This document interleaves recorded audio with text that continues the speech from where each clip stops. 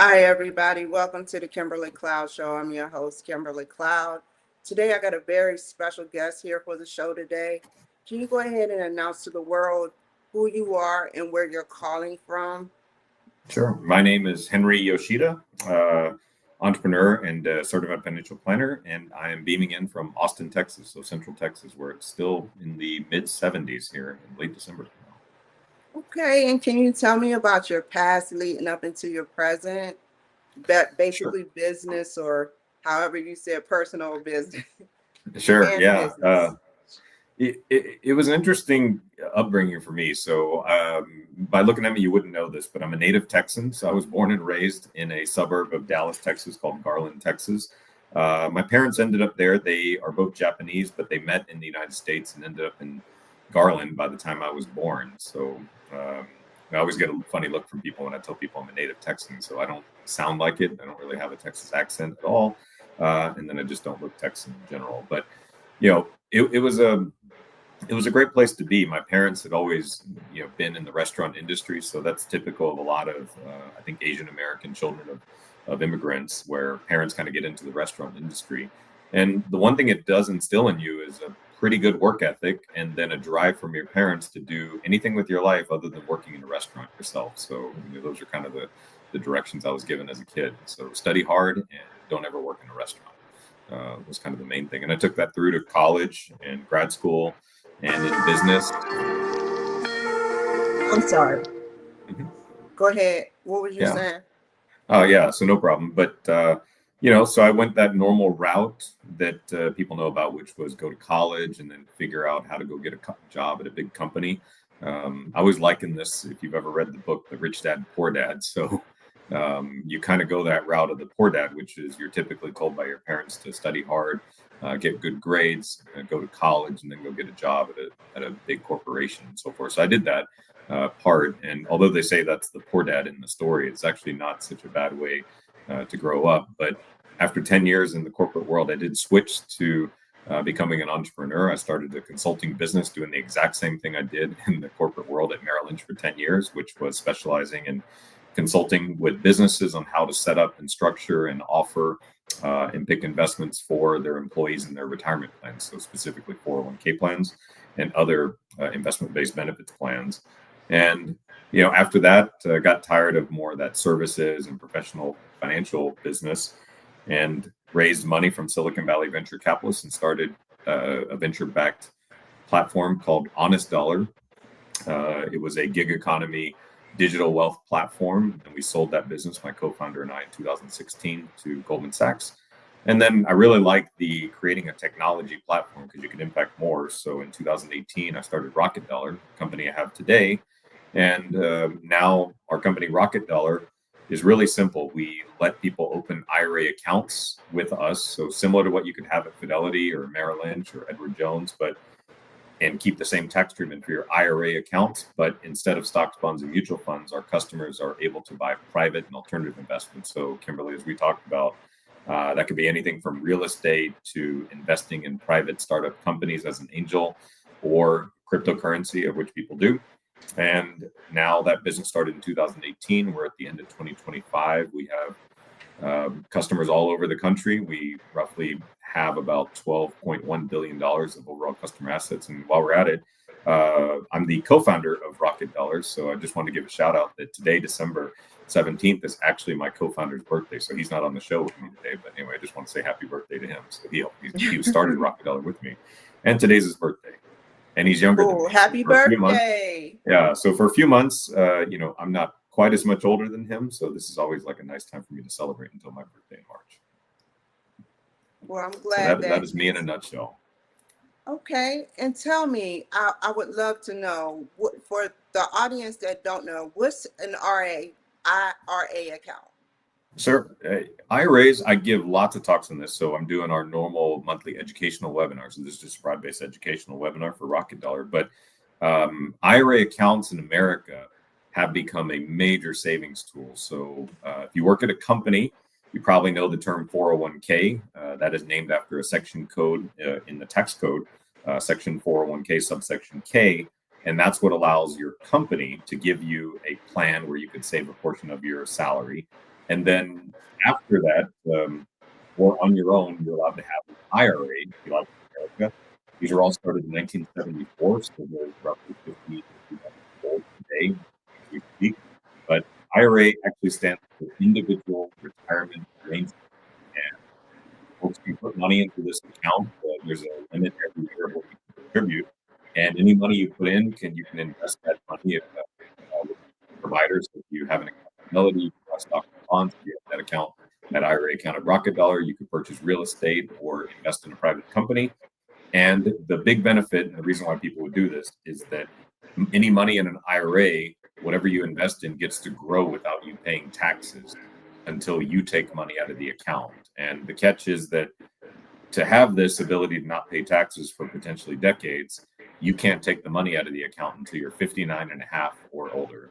Why they came up with this random 59 and a half, I don't know, but that's the number. And people, when you invest in these accounts and don't pay taxes, if you start one, let's say 30 years old, and you hold that account for 30 years until you're 59 and a half, can grow significantly more than if you just had it in an account where you had to pay taxes every year on the gains. So that's what an IRA is. I have a question. So Sure. I have stocks, right? But what happened was I had to deduct some of my stocks, or as y'all say, sell some of my stocks because an emergency came up. Now, when Wow. it comes time for taxes, does that mean I would have to pay extra taxes, or does that mean that, even the money I hold in there, that the stocks I hold in there, that will be held plus the money that I took out would, like, how does that work? I'm confused. Yeah. I'm So still you want to make elementary. sure. Yeah. So you want to make sure that when you save in retirement accounts, you need to be certain that you're not going to access that money. Really, even in the case of an emergency. So if we back up, like the certified financial planner in me would tell folks that before you set aside money for investment purposes and long-term saving, you should probably have what's literally what you just referred to as money in case of an emergency happens. So those are typically an emergency savings fund. And the good rule of thumb, there's rule of thumbs for lots of things in life. For me, the two areas I'm most passionate about are probably health, wellness, and fitness, and then finance on the other side. So a rule of thumb in fitness might be that just try to eat a good amount of protein and don't eat too many calories, right? Like that's just a rule of thumb. And there's probably numbers that say that, you should eat 2,000 calories or so per day, not 4,000. And a rule of thumb in finance, as it relates to emergency savings, might be that you want to make sure that before you do any investing, that you have maybe set aside 3 months of your salary in an emergency savings account. So this is an accessible bank account. So not the checking account that you use every day. You don't want to make it too easy for you to get to the money. In other words, you want to be able to get to it, like you said, but you don't want to have to sell stocks or get a tax penalty. So, someone might look at I actually recommend to people to use a separate bank from the bank you use for your everyday checking that you don't log into every day, because it's too easy if you see it to say, oh, Christmas is coming up. My emergency is that I got to get my mother-in-law a gift, or she's going to get really mad and hate me even more than she does now, as an example. That's not an emergency. An emergency is that, you're hurt and you can't work for 2 months and you're not going to have the same amount of income coming in. So you need to have this emergency savings account. And then you go and access it at this other bank. And there it's got 3 months of your salary. And you could do more. You could have 6 or 12. And depending on how much you keep, it might actually be determined mostly by, if you keep 3 months, it's because maybe you are a dual income family. You and your spouse both have a job and they're relatively stable. If you keep 6 months, it might be because you're a single income household. And if you lose your job or some temporary ability to earn income, you're the primary breadwinner, whether you're single or you have a family, you're the only one working, then you might need a little bit more. And then 12 months might be, quite frankly, Kimberly, like if you're just a solo entrepreneur, like, you're a one-person business, for example, like a digital creator, you might want to have a goal set aside to try to put away 12 months of it. So that way if an emergency comes up, whether that's injury, you can't earn money for a little bit, water heater goes out and you need to all of a sudden make a replacement, instead of you selling stocks and taking a penalty and paying taxes or charging it on a credit card, which might even be worse at current rates of 25% interest or more, you could just cash flow that particular thing from your emergency savings fund. And then again, set aside some money every paycheck for the next like few months and get that back up to 3, 6, 9, or 12 months or whatever that may be. That's a good rule of thumb. So once you get that established, let's say that that's part A, then you maybe think about doing IRAs and 401ks and so forth. But you just got to give yourself a little bit of a safety net. And again, it's appropriately called emergency fund for a reason, to avoid exactly the situation you told me you just did at one point in your life. Take me down your Rocket Dollar journey, from start to finish, how you built Rocket Dollar. Well, it was, at this point, I'd been in the financial services industry, concentrating and learning and being a thought leader in the retirement and tax advantaged account space. And after selling the business that was a small digital wealth platform for gig economy workers, because gig economy workers didn't have a big company to have investment opportunities from in the form of a 401k. There was another opportunity that I really just saw out in the landscape in 2018, and I thought about it from 16, 17, and 18, but I didn't launch the company until 18, was that the US stock market was really mostly concentrated in the largest 500 publicly traded companies, right? So you maybe heard this term, it's called S&P 500. And most advisors, most folks on social media, if they're giving general financial advice, might say that, hey, all you got to do is put money into a fund that invests in the 500 largest companies in the United States, and you're good to go, and you just hold it for 10, 20, 30 years, and that's it. But it's become pretty concentrated. And I just recognized that there was this world where a lot of investments that are done by very, very wealthy people or institutions. And when I say wealthy, let's just say that threshold is people who have $100 million or more. So this is not just your neighbor who's got a nice car in the neighborhood. This is like wealthy people, $100 million, 9-figure liquid net worths. And that could be either institutions, investment firms, or individuals or above. And those people were not just putting away 5% of their paycheck into the top 500 stocks. They were investing in private companies. They were buying real estate. They were buying land. They were doing all sorts of private investments that weren't available on the New York Stock Exchange or NASDAQ. And, I started to recognize that regular Americans really don't invest the way that the rich do. And it wasn't because they didn't have access. So over time, these opportunities have become more and more available to the average American individual. So private investments are now available on platforms that you could buy. The issue was more that the average American person trying to get an emergency savings fund set up and work day to day just didn't have a big chunk of money lying around. Private investments usually required a bigger buy-in. And, what I realized was that, well, there's this pool in America of retirement accounts. And when I started this business in 2018, Kimberly, all retirement accounts in the United States, it's going to be mind blowing for you. But the amount of money in those accounts then was roughly, I think, $30 trillion. In 2025, collectively, United States retirement accounts now hold close to $46 trillion. They do the measurements in June of each year. So June of 2025 numbers. Almost $46 trillion in retirement accounts. And of that, 10 trillion are in 401ks and 17 trillion are in IRAs. So really the vast majority of it. And those accounts are not held by $100 million net worth, CEOs and business owners and really, really rich people and celebrities. They were held by regular people like us in IRAs. So creating Rocket Dollar was an idea that it would allow Americans to tap into the money that they already had in these accounts to then go invest in things beyond stocks and bonds. So that's actually the name Rocket Dollar, which was the idea that I wanted to connote was that a rocket would allow you to go further into different places than you can go on a bicycle or a car just by like running or walking there. So that was kind of the creation of the name rocketdollar.com for us in the business. Was we're going to help Americans take their money further and farther than they've ever been able to go into things that they couldn't previously invest in, private investments. And we just facilitate the platform. Our customers are the ones who decide if they want to go buy a rental property on the other side of the town they live in. If they maybe want to do, you talked about this as well, that you just started getting into this, or potentially maybe providing a small check for an entrepreneur who's raising, let's say, $250,000 to get their small startup business going, and you decided to become an investor in that business and gave them $10,000 or $20,000 to do that. And we just allow our customers to do that using IRA funds instead of using cash out of pocket, because cash out of pocket is not very tax advantageous and is usually something that is kind of earmarked already for day-to-day living, your emergency fund, and so forth, and more easily accessible cash.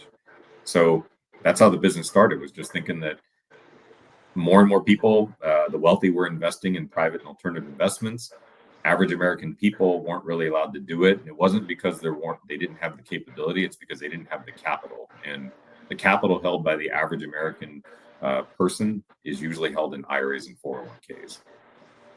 How would someone with $300 a month to put towards stocks, IRAs, and private companies, how would they be able to start investing in those and opening those doors with Sure. just 300? Well, yeah. And truth be told, probably if they only had 300. So let me go put my certified financial planner hat back on, which is what we did for the emergency savings fund. So after you've done that part, then typically it makes sense for people to do small amounts on a monthly basis. That's what you're referring to is called dollar cost averaging, into something broadly diversified like that stock market. So that'd probably be the next step. But you would do that through your maybe company 401k plan or an IRA at a regular provider. It's when you start going into private investments, it's because you're now overly concentrated in having your own personal money in the stock market, and you might feel uncomfortable having a large amount of all of your money in there. So I would actually probably use this sort of easy rule of thumb that threshold might actually be right at $100,000. So once you accumulate $100,000, and when I say these numbers, people think, when you give it broadly on a show like yours, people think that's a large number. But just remember that if you were to start, like if you make the average American household income in the United States, which is roughly $72,000 a year, that's household income, and you contribute as a household 10% of that money, $7,200, into your company's retirement plan, starting at the age of 20. And if you can't start at the age of 20, you might be 25. Start at 25. Start at 30. If you're 35, you start at 35. Obviously, just you get started. But let's just say that you start even at 35 or 40. Over the course of 10 years, if you were to put away $7,200, the stock market on average returns about 8 to 10% per year. That's $7,200 per year for 10 years. After 10 years, and an 8 to 10% return will actually be worth roughly $120,000 to $160,000, depending on your exact returns. Even though you only put in $70,000, it's going to double essentially. Okay, and at which point, once you do that, if all of that $120,000 to $160,000 is invested in stocks, now you might want to consider doing something that's not just all stocks, like maybe investing $10,000 into a couple of private companies, for example, as a way to diversify, and or a way to maybe potentially invest in something that has a chance for higher return. We've all heard these stories that people invested in XYZ or ABC company early when it first became public or when it was private, and that turned into the best investment they ever made. Now, if that investment doesn't pan out and the company goes away, they still have $140,000 in the stock market, just kind of going steady Eddie at 8 to 10% per year. So the answer to your question is that if you're just starting out, you wouldn't start out doing private investments. You would build your emergency fund first, and then build your foundation in a broadly diversified stock market fund. Typically, best, most efficient way would be through your company's 401k and then IRAs. If you switch jobs, you can roll this and hold it in your own name in an IRA, because I wouldn't expect that people just stay at the same job for 10 years. You may go to 3 jobs in 10 years, but every time make sure that you're putting away 10%. If that's 72,000 income, that's 7,200. 10 years of that's $72,000 that you put in. Maybe the company matches at an additional like half of that amount. So you got another 36 from the company.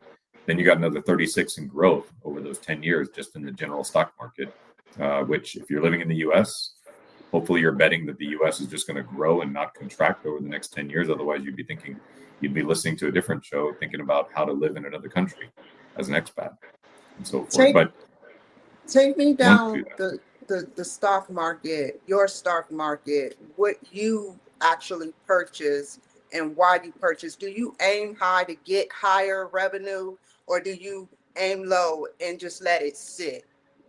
So I am basic, but I aim for stocks. So specifically, what I buy, and I do this right now in my account. So I have a set dollar amount that goes into IRAs and a brokerage account, and then accounts I have set up for my children, which are set up for their college savings.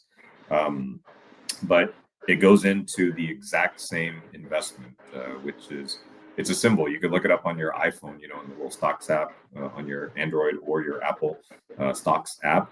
And all I do is I purchase a ticker symbol called VTI. So Victor Tango Indigo, VTI. And that is the symbol for the Vanguard Total Stock Market Index Knew Fund. it was bad. I had Yeah. a feeling, but I didn't want to say nothing. Yeah. So VTI is available, and just so you know, for your audience, that no matter where you are in your financial journey, VTI can be purchased now at places like Fidelity. It could be purchased at Robinhood. It could be purchased at Cash App, even at as little as I think you can purchase $1 at a time if you wanted to. Now, one whole share of VTI actually trades at about $450, $400 to $500. But with technology now, you could purchase a fraction of a share in any dollar amount increment. So that could be $1, $10. So every month, and I'm no different than anyone else in America, you know, in those kids' college accounts, they're getting like their $150 a month towards their college savings. And then my older daughter is 15. So she actually gets hers in an additional one just that goes to her in the form of allowance. And she gets $20 of allowance 2 times a month, you know, for doing her chores and obviously just going to school and so forth at her age. But she has a program, my daughter does, to where $15 of the 20 goes into VTI, and then she has the other 5 twice a month that accumulates as spending cash. Does And Fidelity or Charles and Schwab have this option to do that with my people? daughter's account is at Fidelity. You should know too, since I'm giving out specific things here. So again, I'm a guy expert in this space. You know, run a business, manage money for lots of people, and I just told you and your audience that for the most part, my personal investments, I just basically go into VTI, my stock investments. I mean, I obviously buy private things, but that's because I have that foundation. Now, my older daughter, her account that she does that I give her the allowance in is a youth account at Fidelity. It's literally called Fidelity Youth Account. And at the age of 13, the kid can have an account at 13 in their name that gives them a debit card, allows the parent to transfer money into it in any interval you want, in any amount. And then also inside the account, the child can manipulate the app to decide how much of that money that gets put in there gets put into investments like VTI or stocks. She could buy individual stocks if she wants to. And then the rest you could actually use on a debit card. So it's the same account, but you can hold investments and you could use a debit card against the cash part of it. Well said. And where do you see yourself going in the future with the Rocket Dollar? Well, with Rocket Dollar, you know, my job and my mission is I kind of view it as I'm in a position to help Americans retire. So again, after you've done these foundational things, so think of it as like building the foundation of your home, right? You obviously got to start with leveling the dirt. Then you're going to have to lay a concrete foundation. Then you're going to have to build the house on top of that and then cover that with a roof and then outfit the outside with masonry, you know, stone, brick, whatever that may be, or siding, and then obviously outfit the inside. So if I think about this, that leveling out the dirt and making sure that the soil is correct and stable before you put the concrete on there, that leveling out the dirt, think of that as your emergency savings fund. The concrete block that gets put, the slab foundation, think of that as like building, you know, accumulating money in your stock portfolio until you get to this $100,000 level. And I'm not the only person who said 100,000. Warren Buffett's 50-year partner, who started his company with him. So everyone knows the name Warren Buffett. What they don't know is he's had the same business partner for 55 years. They worked together very closely. And Charlie Munger was his name. He died at the age of 99 2 years ago. But him and Warren Buffett had started that business together. And Warren Buffett's worth $100 billion. Charlie was his business partner, also close to tens of billions of dollars when he passed away. But he used to always say that if you get to the point in life where you've saved up 100,000, then all of a sudden you free yourself up to do other things. So to get back to my analogy, that concrete foundation is your $100,000 base. And then anything you do after that, building up the house, whether you build a 2-story house, a 3-story house, 1-story, 3-car garage, and so forth, that's your choice. Like once you built that foundation, you can do whatever you like on top of that foundation. That foundation on top of that could include private investments, more stocks and bonds, invest in a business, start a business separate from your day job. If you work for a major corporation, a lot of people do that. The best story maybe ever of that is that J.K. Rowling, the author of the Harry Potter series of books, was a elementary school teacher who then became a multi-billionaire because she wrote Harry Potter stories on the side. I don't think she teaches anymore, but you get the point, right? I mean, she had a job during the day, and she ended up finding something else that not only was like good as a side income thing, it just became ridiculously good, and not only changed her life, but probably lives of children all over the world at this point, with that series of books. But my point is that the dirt is the emergency savings fund. The concrete slab foundation is like you getting your base, your stocks, bonds, your basic stuff, like putting money in every month using an account at Fidelity or Charles Schwab, like you mentioned, going into a low-cost index fund like I do, VTI, Vanguard Total Stock Market Index. It costs 3 cents per $10,000 to own that fund in expenses and cost to you. So 3 pennies per $10,000 that you have in that account per year that you paid it for them to manage that fund. Very easy to do. And once you get to that 100,000 base, how you build your house or what you build on top of that concrete slab, that is up to you. That could be made up with a rocket dollar IRA where you invest in properties or invest in companies or crypto. Maybe you continue in your journey and you invest in more and more stocks and bonds. Maybe the other one is you have a little bit of disposable income and you start to invest in a business that you do on the side, or something else that really interests you. How you build that house on top of a good foundation, is really up to the individual to choose. But that's the way I explain it to people. And for me, I do it all in my case, for my investments, my stock investments are at Fidelity. My kids' accounts are there. I invest in the Vanguard fund. And then separately, I have a rocket dollar IRA, of which I use to purchase rental investment property. And then since I am a tech entrepreneur, I do invest in some tech companies as an angel as well. Well said. And how can the people reach you? You have a lot to talk about. How could the people reach you? Yeah. So easiest way, the business itself is pretty simple. So we're at rocketdollar.com. So for those people here in your audience who have the level dirt, the concrete foundation, and looking to decide how they want to build their house or expand on the house they have on top of that great foundation, they can find us there and learn about the Rocket Dollar accounts.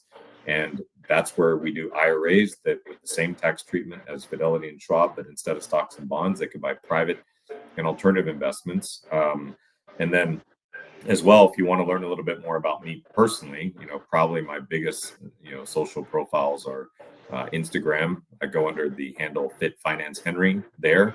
So in that case, I talk a lot about both the combination of the fitness wellness side of my life as well as the finance side of my life. So again, my passion as a certified financial planner and the stuff I've shared today is really based on what everyone in America should be doing. Rocket Dollar is when you get those good foundations built under you, it's an option for you. And what I think my mission is going to be is that in 10 years from now, more and more Americans, millions and more, trillions of dollars, will be in private investments held by individual Americans. Whereas right now, 99% of that private investment money is done by individuals and institutions who have $100 million or more only. These are your college endowment funds, your retirement systems for the municipal states, giant corporations and wealthy individuals. And 100 million is the richest person probably in your subdivision that you just don't know has got $100 million, but still lives somewhere in your neighborhood, up to like Jeff Bezos and Elon Musk. Wow. You know, Wow. like those are people. And my guess is that they don't just do like $50 a month into VTI. Yeah. You know, Tell there's a me, reason why they keep going up in net worth. one last thing. Sure. You met the girl or the woman, should I say, from 23andMe, right? Can you tell me a little bit about Ancestry.com? Yes, tell me about that. Sorry. Well, you know, she was just through the syndicate. So I remember having a chance and noticing that this is who she was. And I just run those tests on myself, my brother, to find out that we were very heavily Japanese. So I was kind of enthralled. It was nice for me as an Asian American person to find out she was Asian American. Oddly enough, you mentioned 23andMe, who's their competitor. So that's like the Pepsi and Coke battle there. But 23andMe was actually also the founder and CEO was a woman also. So a little bit of trivia there, just so you know. The company on the 23andMe side isn't doing well. I think they're actually going through like a recapitalization or bankruptcy structure, but it was also female founded as well. And if I remember correctly, and you know, since this will be on the internet, the woman who's the CEO and founder there, I think that woman's sister is actually one of the early, if not the first CEO of YouTube. Oh well. my God, Yeah. that is so cool. Yeah, and the reason why I know that these daughters are, you know, very successful, and I pay attention to these things, and I'll tell you as we leave why. So those children, the two Wojcicki, their last name is Wojcicki. Don't ask me to spell it, but it's pronounced Wojcicki. Susan and Ann Wojcicki. One YouTube executive, early Google employee, ended up running YouTube. The other one, 23andMe, as well as other businesses. But I guess they were considered that the daughters were so successful that their mother is actually a lifelong teacher in the Silicon Valley, Palo Alto area. And she has some very famous parenting books about how to raise successful children. Obviously, she did pretty well with her daughters. And then for me, above my head here, I know they're cut out with the camera there, but I'm a man with two daughters, so 15 and 9. So I think a lot about you know, even as a man, women's empowerment and sort of opportunities for them. And the two things on my wall there, the one in the middle is my certification for being a CFP. The left and the right are the proclamations of that particular year that I got these. They're signed by the President of the United States. One's for Mother's Day and the other one's for Women's History Month. Are the two that I happen to have. Which president? So they were from 1999, given to me as gifts. So it was second Bush? term of Clinton. So Clinton. second Clinton. Okay. 99. That is awesome. Yeah. So I know you can't see. Maybe I raise it up a little bit. Yeah, see, raise it up. Yeah. That's so cool. The little blurry in the background, but it just happens that the two that I received. So and maybe I thought it was a reason. I was a guy destined to have two daughters. Two daughters half the time, so I'm single. But the Women's History Month and Mother's Day. So. Well, it was such a pleasure having you on the show. Like, thank you so much. Stay on the line. You guys, like, thank you for joining. I hope y'all learned something. Take care, be safe, and I will see y'all another time. Bye. Okay.